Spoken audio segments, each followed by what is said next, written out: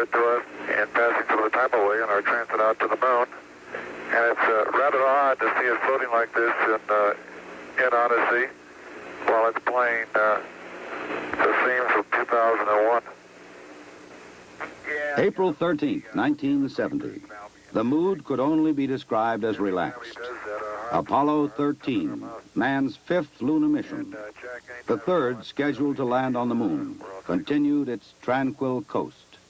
This is the crew of Apollo 13, wishing everybody there a nice evening, and we're just about ready to close out our inspection of Aquarius and get back to a pleasant evening in Odyssey. Good night. 13, we've got one more item for you when you get a chance. We'd like you to stir up your cryo tanks.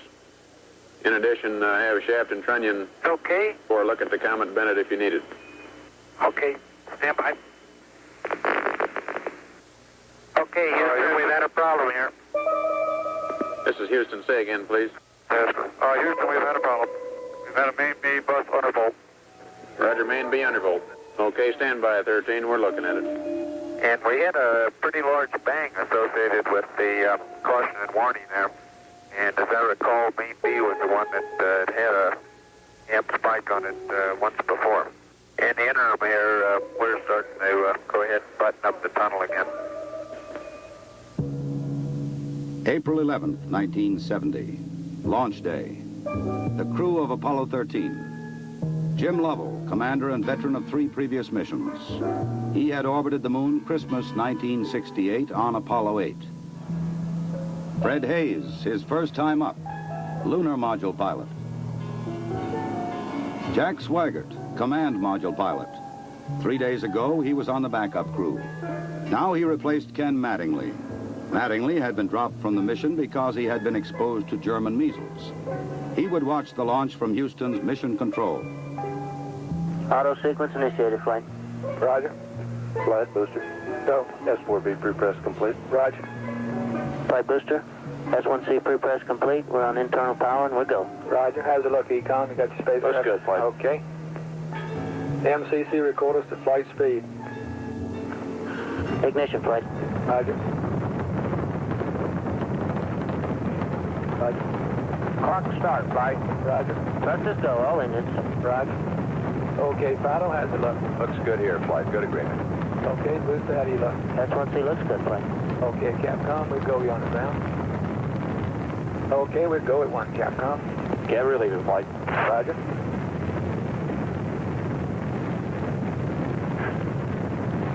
Booster, how do you look? We look good, flight. We go. Okay, Fido. We're go, flight. Looks good here. Guidance, how's it look? Good, flight. Okay, Econ, GNC. Looks good, flight. Looks good, flight. Okay, Surgeon. It looks fine. Through max Q and we go, flight. Roger, booster. And go for staging, Capcom. Confirm and board out, flight. Roger. Staging, flight. Roger. Flight Fido, trajectory confirmed, staging. Roger. Flight booster, then board out was way early. Okay. Flight confirmed, number 5 engine down. Roger. Booster, you don't see any problem with that, though, do you? Negative, not right now, flight. All the other engines are go. The next step in the routine of lunar flight was to burn out of Earth orbit toward the moon, then pull free of the third stage and dock with the lunar module Aquarius. At the controls of the command module Odyssey, Jack Swigert. We're hard docked, Houston. Roger, understand hard dock. Good deal. They pulled Aquarius away from the Saturn third stage, the S4B. Okay, I can see the S4B now at the hatch window. Odyssey and Aquarius moved away from Earth toward the moon.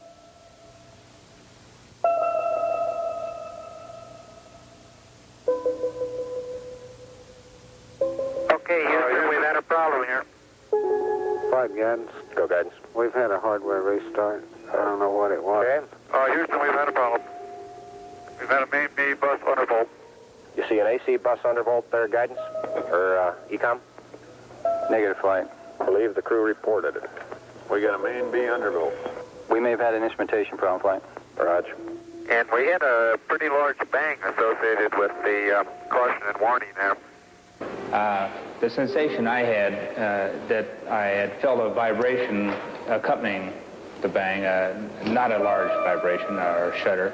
Is there any kind of leads we can give them? Are we looking at instrumentation, or we got a real problem, or what? We're reading 0 N2 pressure in fuel cell 1 and 13 psi on fuel cell 3 O2 pressure. Okay, Barrett, what do you want to do? Open circuit fuel cell 1 and 3? That's firm flight. Shut down the reactance valve, and I asked for a reconfirmation, since when you do that, it's sort of irreversible. If you shut one of these things down, they only can be restarted from ground support equipment. Yeah, that's because of AC. And it looks to me, looking out the hatch, that we are venting something. We are venting something out into space. Okay, let's everybody think of the kind of things we'd be venting. GNC, you got anything that looks abnormal in your system? Negative flight. How about you, Ecom? You see anything that, with the instrumentation you got, that could be venting? That's a firm flight. Let me look at the system flight as far as the venting is concerned. Okay, let's start scanning. Here is a bulletin from ABC News. The Apollo 13 spacecraft has had a serious power supply malfunction that could cause the lunar landing mission to be terminated early. I assume you've called in your backup ECOMs? Flight, say again? Have you called in your backup ECOMs now? See if we can get some more brain power in this We thing? got one here. Roger. At the moment, the astronauts are continuing to try to isolate their trouble. A late report says the spacecraft now is operating on battery power alone. All unnecessary equipment is being turned off. Okay, now let's everybody keep cool. We got the LEM still attached. The LEM spacecraft's good, so if we need to get back home, we got a LEM to do a good portion of it with. Okay, let's make sure that we don't do anything that's going to blow our CSM electrical power with the batteries, or that will cause us to lose the main or the fuel cell number 2. Okay, we want to keep the O2 and that kind of stuff working. We'd like to have RCS, but we got the command module system, so we're in good shape if we need to get home. Let's solve the problem, but let's not make it any worse by guessing. My concern was increasing all the time. It went from, I wonder what this is going to do to the landing, to I wonder if we can get back home again. Okay, I'm coming back to you. Flight. Go ahead. I think the best thing we can do right now is start a power down. Right about then, it was quite apparent to me that it was just a question of time that the command module was going to be dead. You don't want to get fuel cell pumps off, do you? We can do that on fuel cell number 1 flight. Okay, well, let's make sure we don't blow the whole mission. The thing that concerns me is throwing equipment. We had a problem. We don't know the cause of the problem. Flight, I've got a feeling we've lost 2 fuel cells. I hate to put it that way, but I don't know why we've lost them. It doesn't all tag up. Network from Flight. Flight network. Bring me up another computer in the RTCC, will you? We got one machine on the RTCC, and we got dual CPs downstairs. Okay, I want another machine up in the RTCC, and I want a bunch of guys capable of running D-logs down there. Roger that. What all this means is only speculation at this point. First, though there has been some tumbling or rotation of the spacecraft, the astronauts do not appear to be in any immediate danger. I'll tell you what, GNC, can you get somebody in the back room to try to figure out what the equivalent delta V is we're getting, so that we can see if we can backtrack to see if we can figure out what's venting? Roger, we'll give it a try, Flight. Okay? When I looked up and saw both oxygen pressures, one absolutely 0 and the other one going down, it dawned on me, and I'm sure Jack and Fred about the same time, that we were indeed in serious trouble. The only way to survive the situation was to transfer to the LEM. Flight Econ. Go ahead, Econ. The pressure in O2 tank 1 is all the way down to 297. We better think about getting in the LEM or using the LEM systems. I'd say this is as serious a situation as we have ever had in manned spaceflight. We've always called the LEM a good lifeboat under those circumstances. If at any time in the mission, however, the LEM had separated and we had gotten ourselves into a rendezvous situation, or the command module being around the moon, then what you state is absolutely true. It would be a fatal situation. Tell me you from Flight. Go ahead, Flight. I want you to get some guys figuring out minimum power in the LEM to sustain life. The accident had occurred 200,000 miles from Earth. Lovell, Swigert, and Hayes rode in the lunar module attached to a lifeless command module. Apollo 13 had started as a mission of scientific exploration. It was now a matter of survival. Since the command module was dead, except for the oxygen and power hoarded for re-entry, the guidance platform of Aquarius, designed to land on and take off from the moon, would have to be used. The first milestone, and I consider this after the accident, I guess, more or less the survival now. The first milestone was to get alignment on the LEM platform. Alignments are important, you know, because without knowing exactly which way the attitude of a spacecraft is in space, there's no way to tell how to burn or how to use the engines of that spacecraft to get the proper trajectory to come home. The position we are now on the Earth-Moon plane, we have to go around the moon to get back if we're going to use the DIPS engine. You would have had enough capability with the SPS engine, but of course we don't dare use that now. So we have to go to the back side of the moon and come back. To get into the correct orbit around the moon, the crew had burned out of a trajectory that would automatically bring them back to Earth. They would have to get back onto a safe course toward Earth. He needs to put his throttle to min also, Flight. Throttle to min? Yes, he's at 29% now, roughly. This maneuver, again, was completed on time, and because it was a manual burn, we had a three-man operation. Jack would take care of the time. He'd tell us when to light off the engine, when to stop it. Fred handled pitch maneuver, I handled the roll maneuver, and I pushed the buttons to start and stop the engines. Aquarius, and you go for the burn.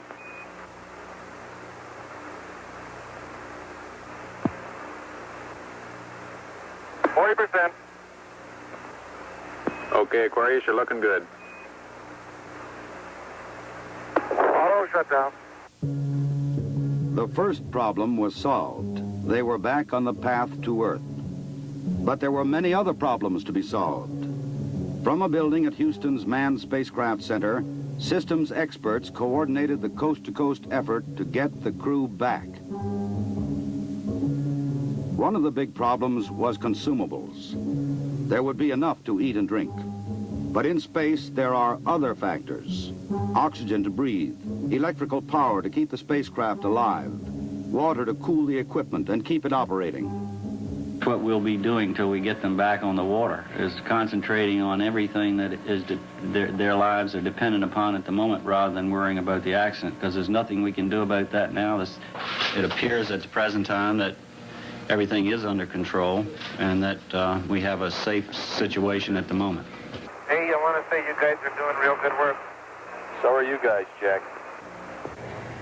We are about 70 hours from home, and we think we have the situation in control. We've projected the consumables as I've described, and we have a plan for carrying out the rest of the mission, but there's going to be no relaxation at all as far as that goes from now until splash.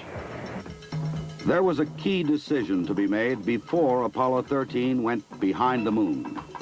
Where to bring them down.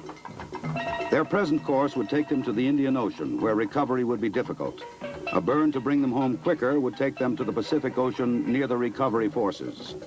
Bringing them home even faster would place them in the South Atlantic, again away from recovery forces. It was decided to take them to the Pacific.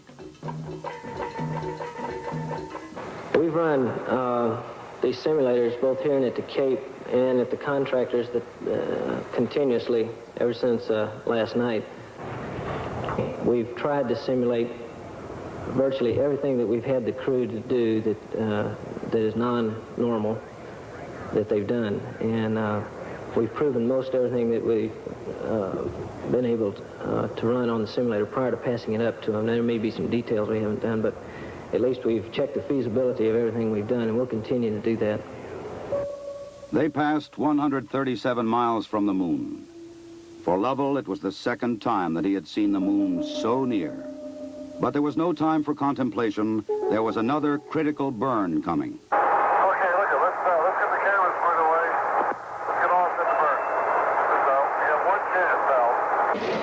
And in Houston, the newsmen poured in to tell an anxious world the story. Well, that was going along with the ignition slide. Shortly after Apollo 13 had separated from the Saturn third stage, the stage had been sent onto a trajectory toward the moon. Its impact would be recorded by the seismometer left by Apollo 12. By the way, Aquarius, we see the results now from 12's seismometer. Looks like your booster just hit the moon and it's rocking it a little bit. Over. Well, at least something worked on this flight. I'm sure glad we didn't have a limb impact, too. Jim, you go for the burn. Go for the burn. Roger, understand. Go for the burn. Guidance okay? We're good, flight. Control, okay? We're okay, flight. Tell me we're go, flight. Inco okay? We're good, flight. Ground confirms ignition. We're burning 40%. West Houston, you're looking good. Roger. Shut down. Roger, shut down. I say that was a good burn. Roger, now we want to power down as soon as possible. Understand. To conserve the electric power and cooling water, the crew shut down all but the vital, life-sustaining systems of the LEM. I think the LEM spacecraft's in excellent shape, and I think it's fully capable of getting the crew back. I think, as we have found before, every time we've put the LEM spacecraft to a test, it's always done much more than it was guaranteed to do, and I think this is a good case in point. Conserve the consumables, cooling water, electric power. The LEM water gun was leaking, and we shut that off. I guess it leaked about a quart of water, I would estimate. But it took me about 2 days to get my feet dry, and of course, I think you were all aware that the temperatures were going down in both vehicles, and it's made for very chilly feet for a couple days.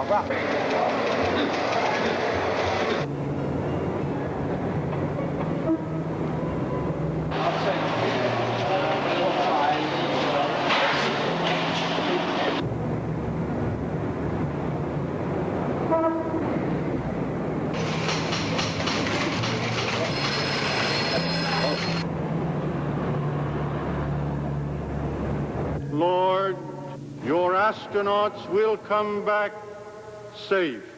If I may be serious for one moment and ask the entire audience for a moment of prayer for the crewmen of the Apollo 13. We'll hold silence for a moment, please.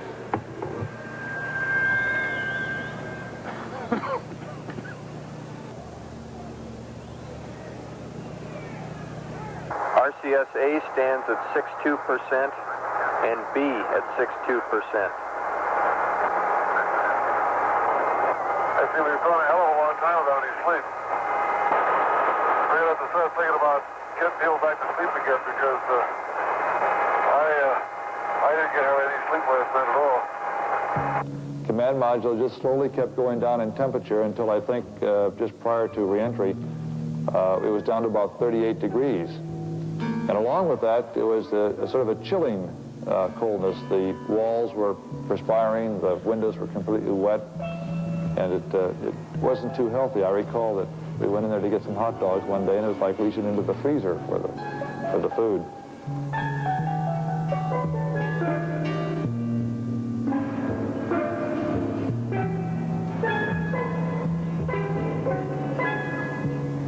If you want my opinion of how they handled the situation when it happened, they handled it exactly like we'd expect them to. They were about as well on top of it as anybody could be, knowing what we knew, which isn't very much, I'll have to admit. But I think they did everything right within the knowledge that was available to us in a timely fashion, which is what all we expect of them. I think they did a beautiful job of it. We actually had a third little sleep restraint, which Fred then put on and buttoned up and kept a little bit warm. The astronauts faced another problem, their own exhaled breath. The lithium hydroxide chemical to take carbon dioxide out of the air was not sufficient in the lunar module. They would have to adapt the canisters from the command module to fit the hoses in the LEM. On the ground, an adapter was fashioned from materials the crew had available in the LEM. Cardboard from a checklist, plastic bags, and tape. After checkout in an environmental chamber, the directions for construction were sent up to Aquarius. At this point in time, I think the partial pressure of carbon dioxide was reading about 15 millimeters. And we constructed 2 of these things and put them online, and I think within an hour, the partial pressure of CO2 was down to 0.2. So you see that survival now became one of initiative and ingenuity, and it was one which the ground continually helped us along. We had all kinds of people on the ground trying to think up ways of extending our lifetime. There would be still another burn, a mid-course correction to get Apollo 13 into the narrow corridor through the atmosphere for a safe return to Earth. We're at burn attitude, flight. College. Ignition. Thrust looks good. Shut down. Hang in there, it won't be long. There were moments when I didn't know how much consumables we had, whether we could make it back or not, but in a situation like that, there's only one thing you can do. You just keep going, and you just keep thinking up where you can get more consumables. And so that's exactly what we did. On April 17th, they prepared for re-entry. After a small course correction burn, they jettisoned the damaged service module.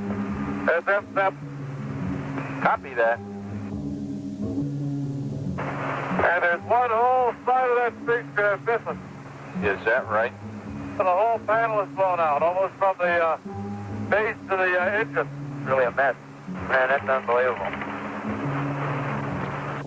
Next, they got back into Odyssey to jettison Aquarius prior to entry into the atmosphere. Left jettison. Okay, copy that. Farewell, Aquarius, and we thank you. Okay, LOS in a minute or a minute and a half. At entry attitude, we'd like Omni Charlie. And welcome home. Thank you.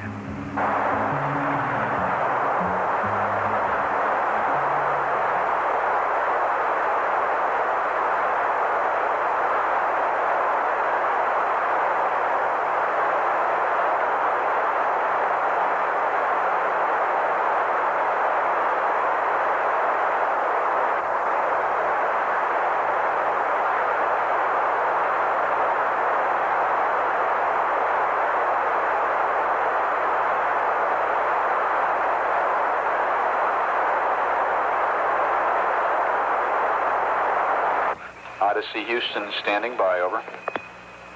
Okay, go over.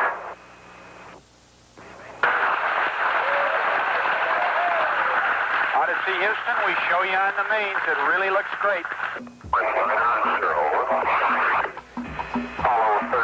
Apollo 13, this is recovery, over. They're going through 5,000. Roger, Apollo 13, this is recovery, and your chutes look good. Apollo 13, this is recovery. We observed your RCS burn, over. This is recovery. Apollo 13 is descending. Apollo 6, this is recovery, over. Well, the one spliced in at this time, the three chutes are displaced in the water. 0 degrees, magnetic 3.5 miles, Evo Lima. Evo Lima, roger. This 401, the command module is stable 1 at this time. They're riding comfortably. The vertical axis are approximately 15 degrees. Swim 1,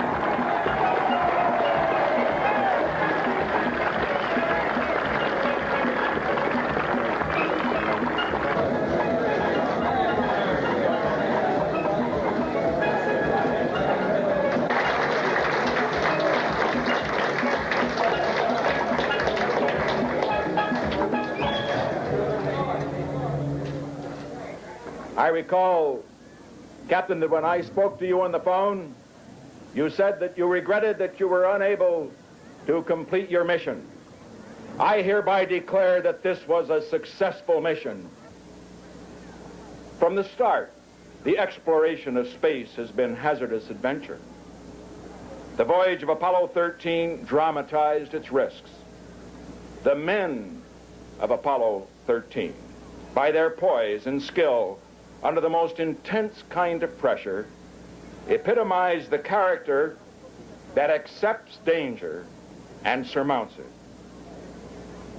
Theirs is the spirit that built America. Your mission served your country. It served to remind us all of our proud heritage of a nation, to remind us that in this age of technicians and scientific marvels, that the individual still counts, that in a crisis, the character of a man or of men will make the difference.